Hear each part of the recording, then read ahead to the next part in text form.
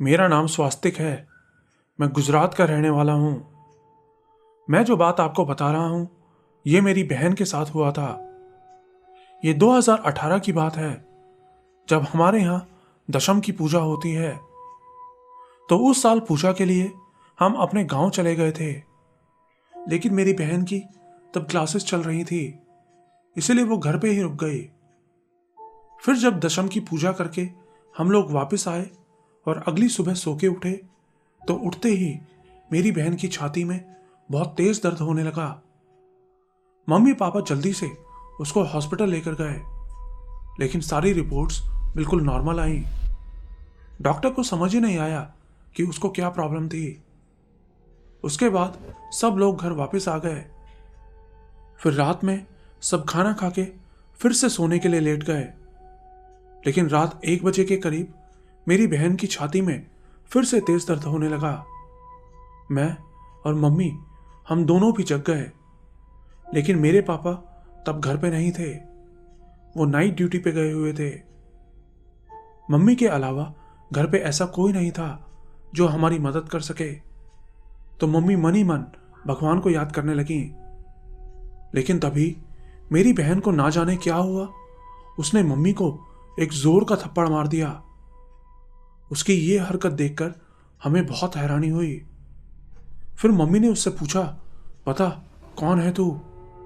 लेकिन वो कुछ नहीं बोली। मेरी बहन की छाती में दर्द बढ़ता जा रहा था। मम्मी ने पापा को फोन किया तो पापा रात में ही घर वापस आ गए। घर आके पापा ने जल्दी से एक पतीले में पानी भरा और हाथ में एक नींबू लेके कुछ मंत्र पढ़ने लगे, लेकिन उससे भी कुछ नहीं हुआ। फिर सुबह 4 बजे हम उसको हॉस्पिटल लेकर गए, लेकिन हॉस्पिटल में 5 दिन एडमिट रहने के बाद भी उसकी हालत में कोई सुधार नहीं आया। हमारे गांव में एक आदमी रहते थे जिनके अंदर भगवान की हाजिरी आती थी। जिस दिन मेरी बहन एडमिट थी उस दिन भी उनके अंदर भगवान की हाजिरी आई। तो उन्होंने हमें फोन करके कहा कि आप लड़की को यहां ले आओ। तो पापा जल्दी से उसको गांव में उनके पास ले गए। उनके पास जाने के बाद उसकी सेहत में थोड़ा सुधार आने लगा। उन्होंने बताया कि इसके ऊपर किसी डाकिनी का साया पड़ गया है। उन्होंने उस डाकिनी को भी वहां हाजिर किया। वो बहुत ही ज्यादा गुस्से में थी, लेकिन फिर थोड़ी देर बाद वो शांत हो गई। फिर वहां पे उन्होंने कुछ पूजा की और अगले दिन हमें उसको एक मंदिर में ले जाने को कहा।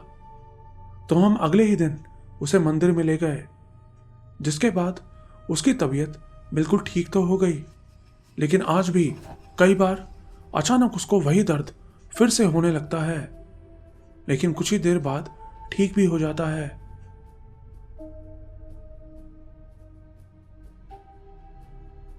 मैं गुजरात की रहने वाली हूँ। मेरा गांव आनंद के पेटलाद डिस्ट्रिक्ट में पड़ता है। हमारी फैमिली तो अभी वडोदरा में रह रही है, लेकिन मेरे दादा दादी और अंकल आंटी गांव में ही रहते हैं। मेरे दादाजी के 3 बेटे और 1 बेटी है, जिनमें मेरे पापा उनके दूसरे नंबर के बेटे हैं। तो कहानी ऐसी है कि जब मैं 1 साल की थी तब मेरे बड़े पापा की वाइफ प्रेग्नेंट थी।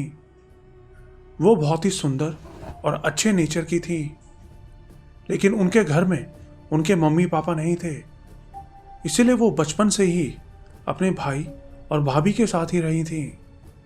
और अपने घर में वो हमेशा खेत में काम करती आई थी, इसीलिए उन्हें घर का काम भी जैसे कि खाना बनाना वगैरह नहीं आता था। ऊपर से वो लोग बहुत गरीब थे, इस वजह से मेरे दादा दादी उनको बहुत परेशान करते थे। मेरे मम्मी पापा और चाचा उनको बचाते भी थे, लेकिन मेरे बड़े पापा यानी कि उनके हस्बैंड कभी उनकी साइड नहीं लेते थे। तो एक दिन जब हम अपने वडोदरा वाले घर में थे और मेरे चाचा जॉब पर गए हुए थे, तो मेरे दादा दादी ने उनसे झगड़ा करके उनको घर से निकाल दिया। बोला कि अब यहां कभी वापस मत आइयो। तो वो अपने भाई के घर गई, लेकिन उनकी भाभी ने भी उनको अपने घर में नहीं रखा। तो वो बहुत परेशान होकर 2 दिन तक पेटलाद रेलवे स्टेशन पर ही बैठी रहीं और फिर उन्होंने वहीं रेल की पटरी पे सुसाइड कर लिया। तब तक ये बात घर में किसी को नहीं पता थी कि उन्होंने सुसाइड कर लिया है। लेकिन फिर 2-3 दिन बाद संडे को न्यूज़पेपर में मेरी मम्मी ने उनकी लाश की फोटो देखी तो उन्होंने जल्दी से दादाजी से उनकी बॉडी लेकर आने को कहा, लेकिन वो लोग नहीं माने। उन्होंने उनका अंतिम संस्कार तक नहीं किया। जब उनकी मौत हुई थी तब वो प्रेग्नेंट थी और उसके बाद से ही हमारे गांव के घर में बहुत अजीब अजीब चीजें होने लगीं। घर के लोगों को किसी भी टाइम पेट में बहुत तेज दर्द हो जाता तो कभी घर के लोग अचानक बीमार पड़ जाते। डॉक्टर्स को भी दिखाते लेकिन बीमारी का कुछ पता नहीं चलता। एक दिन मैं, मम्मी पापा और मेरा छोटा भाई हम गांव के घर में गए हुए थे। रात में सोते हुए अचानक मेरी मम्मी की आंख खुली तो देखा कि उनकी एक साड़ी जो मम्मी ने वहां सुखाई थी वो अजीब ही तरीके से हवा में उड़ रही थी। मम्मी ने पापा को भी उठा के दिखाया तो पापा ने जल्दी से उठ के लाइट ऑन की तो लाइट जलते ही वो साड़ी बिल्कुल नॉर्मल हो गई। उसके बाद भी घर के सब लोगों ने उनकी आत्मा को घर में घूमते हुए देखा था। फिर कुछ टाइम बाद जब मेरा भाई 5 साल का था तो उसे एक बहुत बड़ी बीमारी हो गई। उसकी बीमारी के इलाज में हमारा इतना पैसा खर्च हो गया कि पापा को हमारा वडोदरा वाला घर भी बेचना पड़ा। हमारे पास अब कुछ नहीं बचा था। लेकिन मेरे भाई की बीमारी फिर भी ठीक नहीं हुई। फिर एक दिन किसी ने पापा को एक मंदिर के बारे में बताया। बोला कि आप वहां जाओ, वहीं आपको कोई समाधान मिल सकता है। पापा मम्मी वहां गए तो पुजारी ने बताया कि हमें आज ही इसके लिए पूजा करनी होगी, नहीं तो ये कल का दिन नहीं देख पाएगा। फिर उसी रात मम्मी पापा ने नर्मदा नदी के पास रात 12 बजे तक पूजा की। फिर अगले दिन उसको फिर से एक डॉक्टर के पास ले गए तो उन्होंने बताया कि इसका इलाज सिर्फ मुंबई के ही एक डॉक्टर कर सकते हैं। तो किसी तरह पापा ने उस डॉक्टर से कांटेक्ट किया और भाई को उनके पास लेकर गए। उसके बाद मेरे भाई का इलाज तो हो गया लेकिन उसकी दवाइयां 15 साल तक चलीं। एक बार मैं जब 15 साल की थी तब गर्मियों की छुट्टियों में हम उस घर में गए हुए थे। रात में मैं अपनी चाची और उनके बच्चों के साथ बाहर वाले रूम में सो रही थी। रात के 11 बजे थे। बाकी सब लोग तो सो गए थे लेकिन मैं जगी हुई थी। इसी बीच मैं पानी पीने के लिए उठी और फिर से वापस आकर नीचे चाची के बगल में लेट गई। लेकिन लेटने के कुछ ही मिनटों बाद मुझे अपने पास से पायल की आवाज आने लगी, जैसे कि कोई मेरे चारों तरफ घूम रहा है। डर के मारे मेरी हिलने की भी हिम्मत नहीं हो रही थी। मैं किसी तरह मन ही मन भगवान का नाम लेती रही। पायल की वो आवाज 2 घंटे तक आती रही और उसके बाद सब कुछ बिल्कुल शांत हो गया। इस तरह की चीजें घर के सब लोगों के साथ हो चुकी थीं। सब लोगों को यह बात समझ में आ गई थी कि यह सब कुछ बड़ी मां की आत्मा ही कर रही है। तो घर वालों ने गांव वाले घर में पूजा करवाने का फैसला किया और घर के चारों तरफ कीलें भी लगवा दी जिससे कि वो आत्मा घर के अंदर ना आ सके। ऐसा करने के बाद सब कुछ नॉर्मल हो गया। लेकिन फिर 12 साल बाद जब मेरी चाची को बेटा हुआ तो वो भी बहुत बीमार रहने लगा। डॉक्टर को दिखाया तो पता चला कि उसके दिल में छेद है। 2 महीने की उम्र में ही उसका ऑपरेशन करना पड़ा। आज वो 4 साल का है और उसके 5 ऑपरेशन किए जा चुके हैं, लेकिन अभी भी उसका हार्ट ठीक से काम नहीं करता। मेरे भाई को भी अभी जनवरी में फिर से वही बीमारी शुरू हो गई। हम लोगों ने किसी से पूछा तो पता चला कि मेरी बड़ी माँ की आत्मा फिर से हमारे घर में आ गई है और अब वो यहां से नहीं जाएगी। मेरे चाचा का बेटा रात में सोते हुए अचानक डर के उठ जाता है। जैसे कि कोई उसका गला दबा रहा है। घर की शांति के लिए फिर से पूजा करवाई गई और बड़ी माँ की आत्मा को शांत करवाया गया। अब हम रोज उनकी पूजा करते हैं और साल में एक बार उनको प्रसाद चढ़ाते हैं, इसलिए अब वो हमारे साथ कुछ बुरा नहीं करती।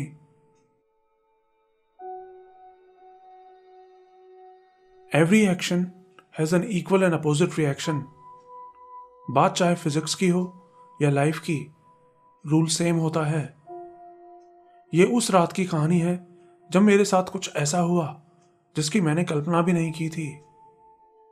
वो रात कुछ ज्यादा ही काली थी। ऐसा लग रहा था कि कोई बात है जो वो मुझे बताना चाहती है, मगर मैं तो उस दिन किसी के सुनने के मूड में ही नहीं थी।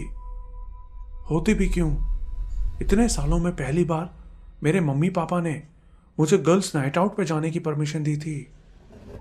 उस रात हम सब दोस्तों ने दिशा के घर रात बिताने का प्लान बनाया था, क्योंकि उस रात उसकी मम्मी उसकी मौसी के घर गई हुई थी और उसके पापा हमेशा की तरह बिजनेस ट्रिप पे गए थे। मेरा तो ये पहला नाइट आउट था, लेकिन मेरे फ्रेंड्स का नहीं। मैं बहुत खुश तो थी, लेकिन एक बात जो मुझे बार बार परेशान कर रही थी वो ये थी कि वो नाइट आउट सिर्फ गर्ल्स नाइट आउट नहीं था, वहां लड़के भी आने वाले थे। लेकिन ये बात मैंने अपने घर में नहीं बताई थी, नहीं तो वो लोग मुझे कभी नहीं जाने देते। मैं रात 9 बजे तक दिशा के घर पहुंच गई थी। वहां पहुंची तो देखा कि कुश और रागिनी वहां पहले से पहुंच चुके थे और अनिल और सुरेश भी पहुंचने वाले थे, और मेरे आने के 5 मिनट बाद ही वो दोनों भी पहुंच गए। सबके इकट्ठा होते ही सबसे पहले हमने हॉरर मूवी देखना स्टार्ट किया, लेकिन मूवी खत्म होने तक सुरेश सो चुका था, तो हमने उसको डिस्टर्ब नहीं किया और हम सब दूसरे कमरे में चले गए। दूसरे कमरे में जाते ही उस एरिया की लाइट चली गई। हम सब मस्ती के मूड में थे, तो अनिल ने कहा कि क्यों ना वीजा बोर्ड बना के किसी आत्मा को बुलाया जाए। मुझे तो पता ही नहीं था कि वीजा बोर्ड क्या होता है, लेकिन आत्मा को बुलाने की बात सुन के मैंने साफ मना कर दिया। मुझे ऐसी किसी चीज में नहीं पढ़ना था। लेकिन फिर उसने हमें अपने फोन में वीजा बोर्ड गेम के कुछ वीडियोस दिखाए, जिनको देखकर मेरे बाकी सब फ्रेंड्स बहुत एक्साइटेड हो गए। लेकिन मैं बिल्कुल भी वो गेम नहीं खेलना चाहती थी। लेकिन फिर उनके बहुत जिद करने पर मैं भी वो गेम खेलने को तैयार हो गई। उन्होंने जल्दी से एक पेपर पर वीजा बोर्ड बनाया और बीच में एक कॉइन रख दिया।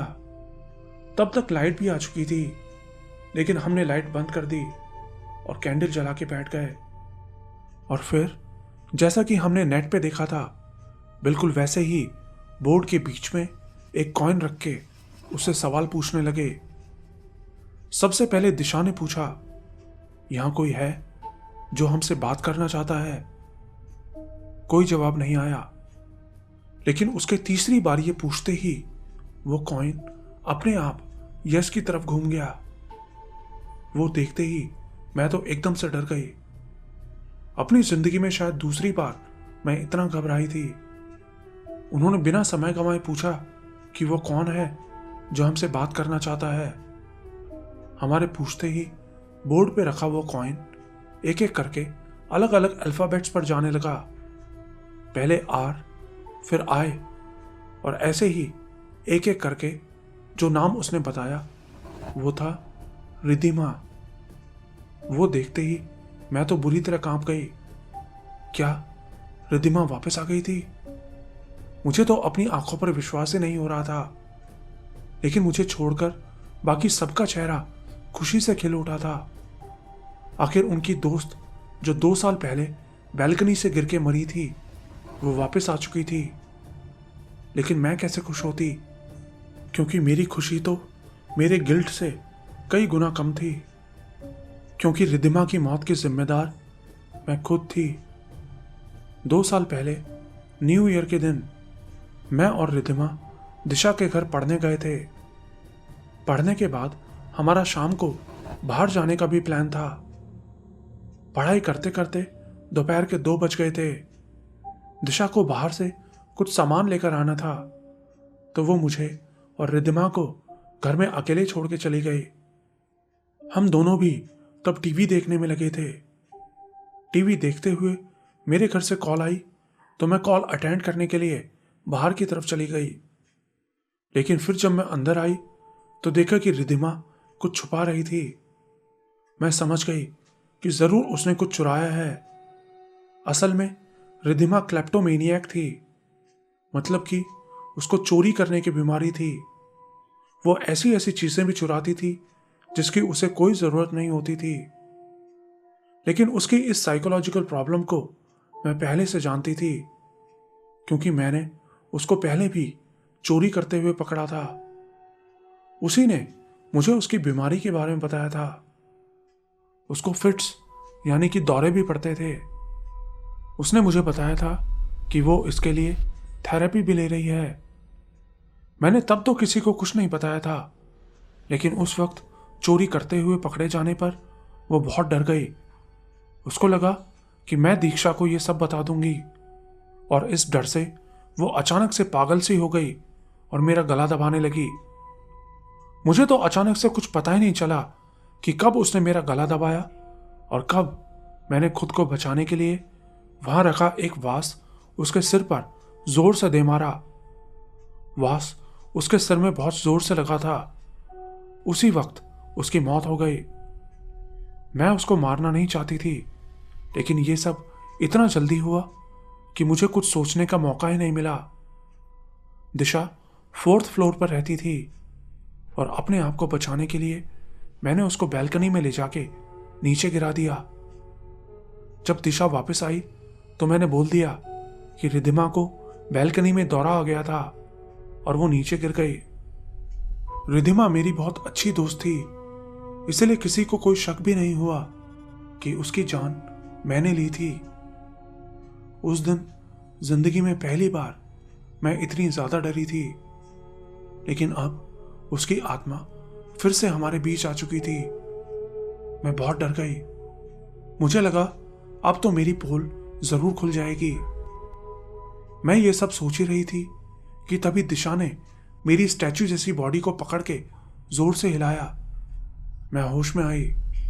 मुझे लग रहा था कि अब मेरा राज जरूर खुल जाएगा। मैं एक और पल वहां नहीं बैठना चाहती थी, लेकिन मेरे पास इतनी रात वहां से जाने का कोई बहाना नहीं था। उन लोगों ने रिद्धिमा से कई सवाल पूछे, ये भी कि वो कैसे मरी, लेकिन इस सवाल का उसने कोई जवाब नहीं दिया। शायद वो जानबूझ के मुझे बचाना चाह रही थी।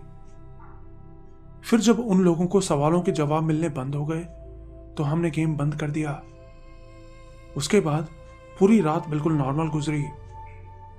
वो लोग तो हंसी मजाक करते रहे, लेकिन मेरी तो नींद उड़ चुकी थी। मैंने रिद्धिमा की जान ली थी, लेकिन फिर भी उसने मेरा कुछ बुरा नहीं किया। शायद उस रात वो वहां यही बताने के लिए आई थी कि उसने मुझे माफ कर दिया है।